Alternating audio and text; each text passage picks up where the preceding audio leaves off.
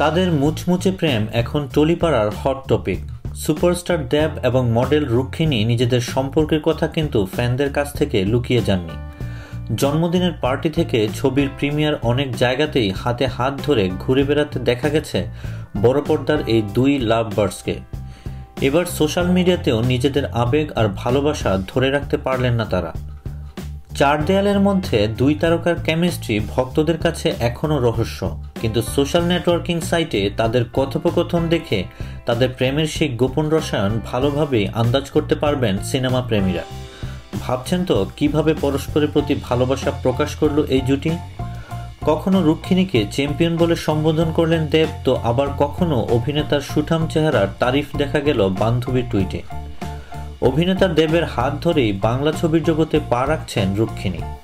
পরিচালক রাজ চক্রবর্তীর চ্যাম্প ছবিতে একসঙ্গে অভিনয় করতে দেখা যাবে তাদের। সেই ছবিরই এখন চুটিয়ে প্রচার চলছে।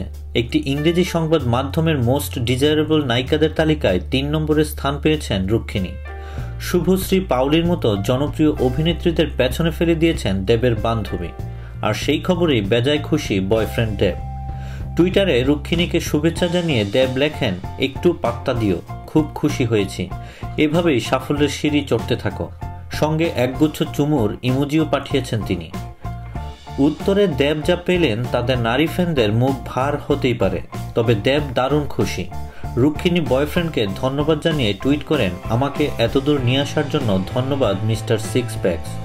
চুম্বনের পাল্টায় চুম্বনই ফিরিয়ে দিলেন তিনি।